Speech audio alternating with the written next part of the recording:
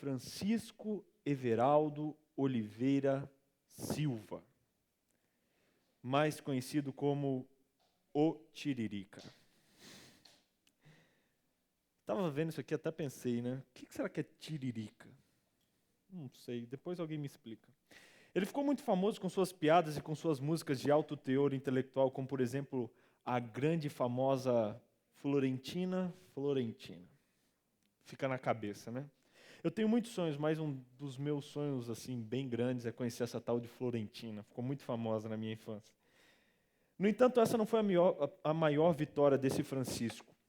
Teve muito sucesso como humorista, como cantor um pouco, mas a maior vitória que ele teve foi quando, em 2010, foi lançado como candidato a deputado federal pela cidade de São Paulo. Muita gente não colocou ali muita fé nele, achou que não ia para frente.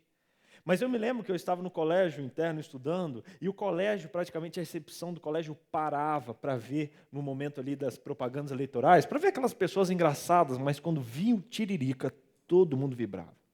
Ele usou slogans como, por exemplo, aquele que eu achei muito legal. Você sabe, ele diz o seguinte: você sabe o que um deputado federal faz? Eu também não. Me coloca lá que eu te conto. Pior que o povo colocou, né? O segundo que ele usava era: pior que tá, não fica. Vote no Tiririca. Esse aí a gente usou como até tema da mensagem de hoje. Pior do que tá, não fica. Vote no Tiririca. É interessante que o pessoal votou. E Tiririca foi eleito o segundo deputado federal mais votado da história do Brasil. Perdeu apenas para o grande e inesquecível Enéas. Meu nome é Enéas. Pois é, Tiririca, um fenômeno.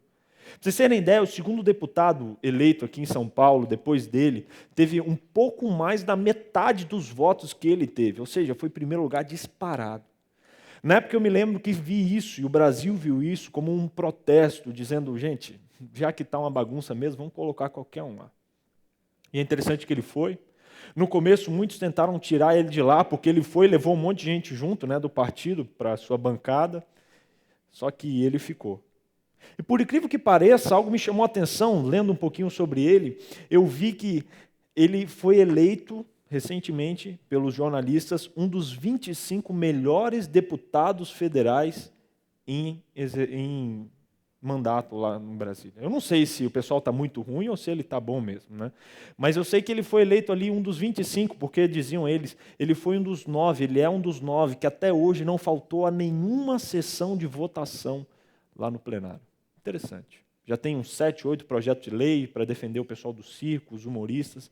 Tem feito alguma coisa. Eu não estou sendo pago para isso, não. Mas eu achei legal, que a gente sempre critica, mas o cara está lá fazendo alguma coisa. Pior do que está, não fica. Tiririca.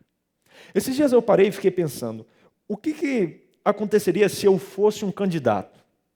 Eu vou revelar para vocês e abrir o coração. Quando eu era pequeno, um dos sonhos que eu tinha, alguns até que estão vendo aí, me conhecem mais antigo, vão perceber, um dos sonhos que eu tinha, no fundo do meu coração, era ser algo pequeno assim. Eu queria ser presidente do Brasil. Eu me lembro que com, acho que 11, 12 anos, eu vi pela primeira vez o presidente. Acho que uns 12, 13 anos, mais ou menos. Eu estava ali perto do prédio do INSS em Brasília, eu sou de Brasília, estudava ali pertinho do centro, e meu amigo, a mãe dele trabalhava no prédio do INSS. A gente foi lá, e na saída a gente viu uma muvuca, o pessoal ali e tal, e eu dei uma olhadinha, coloquei a cabeça, quando eu vejo presidente do Brasil passando na minha frente. Nossa, eu quase, uau, presidente. Eu fiquei imaginando, gente, já pensou quando eu for presidente, puder mandar e desmandar, puder ter todos os doces, as balas, e eu vou falar, vocês vão até achar engraçado, mas um sonho que eu tinha, pelo qual eu queria ser presidente, é porque eu queria comer a parte de cima do bolo. Eu sempre sonhei, eu sempre gostava de comer aquela beiradinha, sabe a parte de cima, aquela parte mais grossa e gostosa, eu ficava imaginando, o presidente do Brasil deve comer só a beiradinha de cima. Minha mãe não deixava, come tudo, moleque. O presidente deve comer só a parte. Já pensou eu poder comer todas as partes de cima do bolo? Incrível. Sonhava assim, sonho bobo. Mas esses dias eu parei para pensar, qual seria o meu slogan se eu fosse candidato? E eu fiquei pensando algumas ideias. A melhor delas foi essa aqui que eu vou falar agora. Presta atenção, vê se você votar em mim. Eu ia falar assim, olhar para a câmera e dizer, companheiros e companheiras, não votem em mim. Se você quer que o Brasil continue do jeito que está, se você quer que as coisas continuem como estão, que os políticos continuem corruptos, a saúde precária, a segurança terrível, por favor, eu te faço um pedido, não vote em mim. Porque se você votar em mim, eu vou ter que mudar esse negócio. Então não vote em mim. Esse número aí embaixo, tira esse número. Pode tirar. Não, você não vai decorar isso. Tira, tal, tal. Eu sei que causaria o efeito contrário, talvez, não sei. Eu sei que foi bobo, mas eu tentaria fazer essa propaganda. E você? Qual propaganda você faria se você fosse um candidato? Que argumentos você usaria para tentar convencer as pessoas a votarem em você? Eu fico pensando, o que será que aconteceria se nós fôssemos candidatos? Você sabia de uma coisa? Eu estava lendo na Bíblia e descobri um texto que disse algo que me chamou a atenção. Na Bíblia mostra, e a Bíblia ela descreve que todos nós, quer queiramos, quer não, fomos escolhidos e fomos, pelo menos um dia, candidatos em uma eleição muito grande. Como assim, pastor? Eu fui candidato? Como assim? Sim, todos fomos candidatos. E mais do que candidatos, todos nós fomos escolhidos para uma função muito especial. Pastor, eu fui escolhido? Sim. Lá em Efésios, no capítulo 1, no verso 4, a Bíblia diz o seguinte, olha só. Como também nos elegeu nele antes da fundação do mundo, para que fôssemos santos e irrepreensíveis diante dele em amor. Ele disse, como também nos elegeu nele, antes da fundação do mundo. Esse nós aqui está relacionado a mim e a você. Deus nos elegeu. Você foi eleito por nada mais, nada menos do que Deus. Deus ele te escolheu entre inúmeras oportunidades que ele teria, que ele podia escolher para estarem vivendo nesse mundo. Ele escolheu você. Mas para quê, pastor? Por quê? Não sei, pergunta para ele. Deus te escolheu para uma missão especial. A Bíblia ela mostra uma coisa interessante. Eu estava lendo alguns estudiosos dizendo sobre esse texto, eles disseram que esse texto tem uma ligação com vários outros textos da Bíblia, onde Deus escolhe pessoas específicas. É o que eles chamam de aliança. É como que Deus separando uma pessoa para uma função específica. Olha que interessante. Isso começou lá no Éden. Deus escolheu Adão e Eva para uma função específica, ou seja, para se relacionarem com Deus, para cuidarem do jardim, mas principalmente para se relacionarem com Deus. Ele escolheu Adão. E no texto mostra claramente essa eleição que ele fez, em primeiro lugar, de Adão. Agora acompanhe comigo a história. A gente vai navegar a Bíblia inteira agora em 30 segundos. Ele escolheu Adão, no entanto, Adão pecou, Adão falhou. Começou a entrar o pecado no mundo e as pessoas foram indo e piorando, até que Deus teve que destruir o mundo como um todo. E aí veio Noé. Ele viu que havia apenas uma família na terra que ainda era fiel a ele. Noé. Destruiu o mundo inteiro, mas os preservou numa arca. E aí naquela arca, depois que eles saíram, foram preservados, Deus, a Bíblia conta que ele também fez uma aliança com Noé, ou seja, separou Noé para uma missão específica. E um sinal disso foi o arco-íris. Adão, Noé. E o tempo foi passando, Noé foi tendo filhos e filhos e filhos e filhos, até que chegou em Abraão. E Abraão é um dos símbolos mais notáveis dessa escolha, quando Deus diz, olha Abraão, eu vou escolher você e de você eu farei uma grande nação. Eu abençoarei todas as nações da terra por intermédio da sua descendência. Ele fez isso. E Deus mostrou para Abraão que ele havia escolhido também. Aí o tempo foi passando. Abraão foi pai de Isaac, lembra que ele quase sacrificou? Depois Isaac foi pai de Jacó e Esaú, que brigaram pela primogenitura, o prato de lentilha. Jacó foi pai de José, aquele da túnica colorida, que foi vendido para o Egito, e depois de muito tempo ele chamou seus irmãos para morarem no Egito com ele. Essa família foi crescendo, crescendo, crescendo, até assustar os egípcios por serem muito numerosos, e os egípcios começaram a escravizá-los. E esses escravos foram crescendo em número até que Deus falou, esse é o meu povo, essa é a minha descendência, e eu quero tirá-los daí. E ele manda Moisés. E a Bíblia conta que assim que ele tira o povo de Israel do Egito, ele leva Moisés para o Monte Sinai, e lá ele também reafirma essa aliança, essa eleição, com os mesmos termos que são encontrados nesse texto. Aí passa o tempo, depois ele reafirma isso com Davi, ele ratifica depois com outras pessoas, e principalmente isso é firmado quando Jesus vem à Terra, quando ele passa esse sentido dessa eleição, dessa escolha, que antes era do povo de Israel, o Israel literal, agora para o Israel espiritual, que sou eu e é você que aceita Jesus como Salvador da sua vida. A Bíblia inteira começa, do começo ao fim, falando sobre essa escolha, essa eleição, que nada mais, nada menos do que Deus fez, da minha pessoa e da sua pessoa também. Deus nos escolheu. Muito antes da fundação do mundo. Agora essa frasezinha faz sentido. Muito antes, não só da terra ser criada, mas da fundação do mundo. Ele já havia me escolhido, já havia te escolhido também. E eu pergunto, o que você tem feito com essa escolha? A gente vê muita gente andando por aí dizendo, pastor, qual é o sentido da vida? Pastor, como é que eu faço para encontrar e para descobrir o sentido da vida? Eu não sei o que fazer, por que eu estou aqui, para onde eu vim, de onde eu vim, para onde eu vou. Gente, Deus, Ele te escolheu para uma função específica. O ato de eleger alguém é escolher alguém para uma função específica, ou seja, para representar alguém em determinado lugar, local ou tempo. E Deus nos elegeu, ou seja, Ele escolheu a mim e a você para representarmos Ele diante de outras pessoas. Tinha um professor meu que dizia uma frase que eu achei muito interessante sobre essa questão de eleição. Às vezes a gente olha isso e você fala, olha, eu fui escolhido por Deus para essa missão, parece um pouco de prepotência, não parece? Mas ele disse uma frase que me marcou, ele disse o seguinte, Deus escolhe você e não outro, mas Ele escolhe você por causa do outro. Veja, Deus elegeu você e não foi outra pessoa, Ele não escolheu outro, Ele escolheu você que está aqui, você que está na internet, que está assistindo, Ele escolheu você e não outra pessoa. Mas Ele não te escolheu para bater no peito e dizer eu sou o cara, não, Ele te escolheu para você ir e salvar essa outra pessoa. A dinâmica divina é incrível, quando Ele quer fazer um trabalho, quando Ele quer fazer algo especial por alguém, a maioria das vezes, em vez de ajudar essa pessoa diretamente, sabe o que Ele faz? Ele abençoa outra pessoa para ela ir lá abençoá-la. Com isso Ele consegue 100% mais de aproveitamento, porque Ele abençoa não só o objetivo da sua bênção, mas o veículo daquela bênção também. É uma coisa incrível. Deus abençoa você e não outro, mas Ele abençoa você por causa do outro. Essa é a matemática divina. E eu pergunto, será que você tem tido uma vida à altura dessa escolha? Será que você tem vivido à altura dessa eleição? Não tem coisa mais maravilhosa, meus amigos, do que viver à altura do chamado, à altura da escolha que Deus fez para a sua vida. Todos nós temos uma missão, temos algo para o qual e pelo qual Deus quer nos usar nessa terra. Pastor, o que é? Talvez alguns aqui já devem saber, talvez você já deve conhecer, talvez não.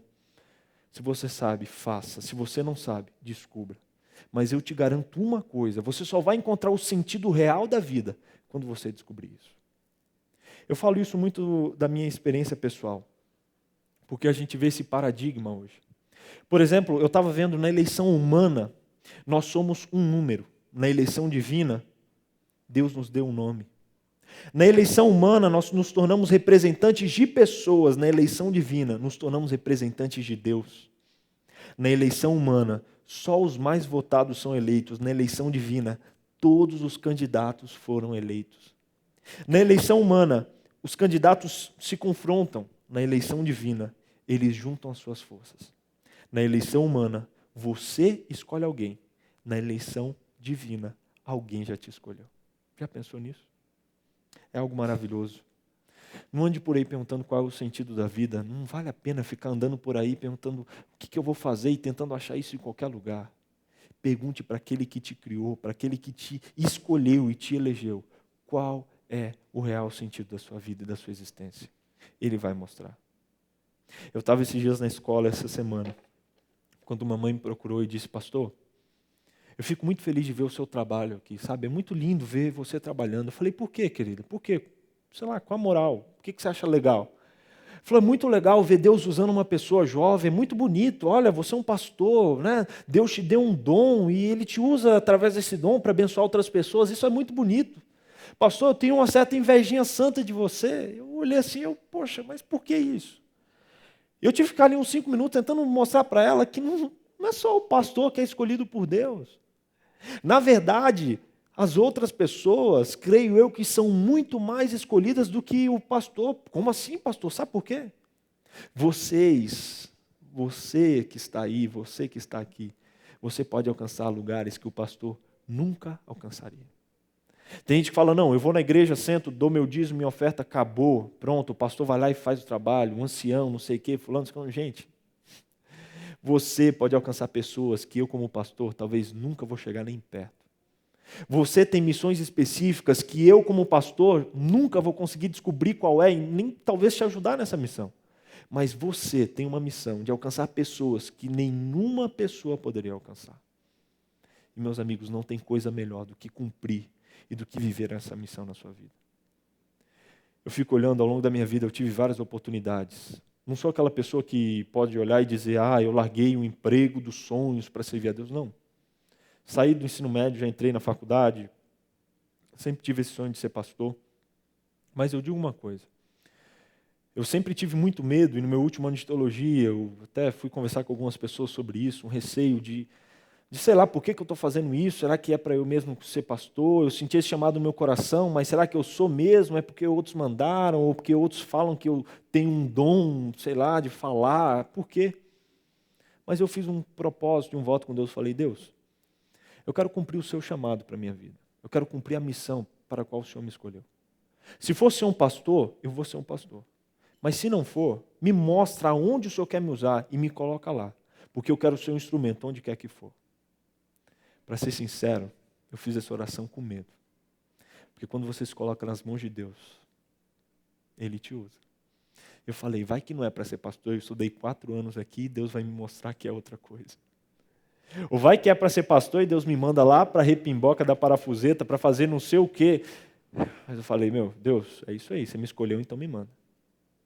E esses dias eu parei, sentei no meu apartamento, comecei a olhar para a minha vida há 1 ano atrás, quando eu fiz esse propósito, e olhar para a minha vida hoje, e dizer, gente, como é maravilhoso ser usado por Deus. Eu recebo mensagens lindas, às vezes no Facebook, o pessoal comentando, pastor, que legal, você falou aquilo, me tocou, Deus te usou para falar aquilo. E, gente, não tem privilégio maior do que ser um instrumento de Deus. É incrível, é maravilhoso, é muito bom. Seja um instrumento de Deus aonde quer que você esteja. Você pode ser um instrumento sendo um médico. Como assim, pastor? Sou um médico. Você pode orar pelos seus pacientes, você pode talvez entregar uma literatura para eles, você pode cuidar da família de cada um deles. Você pode servir a Deus, ser um instrumento de Deus e cumprir a eleição divina, sendo talvez um pedreiro, fazendo as casas com capricho e talvez quando terminar, dando um presente para aquela pessoa, dando um livro, ligando para essa pessoa, dizendo, estou orando por você. Gente, nós podemos ser instrumentos de Deus fazendo o que quer que for que a gente faça. Mas quando nós abrimos o nosso coração, Deus nos usa para abençoar outras pessoas. O convite sincero que eu faço a cada um de vocês que estão aqui, e a você que está nos assistindo também. Aceite a eleição divina, aceite a escolha divina e cumpra aquilo para o qual você foi chamado, aquilo para o qual você foi escolhido. É triste ver um político quando ele é eleito, e quando ele, depois de falar e pedir os votos, pedir, por favor, deixa eu ser seu representante, é triste ver ele, às vezes, lá no poder, fazendo coisas e praticamente se esquecendo do povo que o escolheu. A gente acha isso nojento.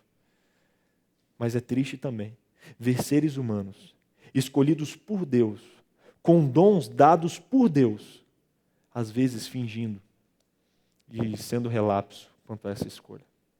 Para que luta Deus te escolheu? Para que outro Deus te escolheu? Descubra isso. E mais do que descobrir, coloque isso em prática, coloque isso em ação. De que maneira? Eu não sei. Deus vai te mostrar. Mas aqui fica o apelo que a gente tem feito durante vários programas. Levante da sua cadeira, levante do seu sofá, levante daqui e vá fazer alguma coisa. Vá cumprir a missão para a qual Deus te escolheu, Deus te separou.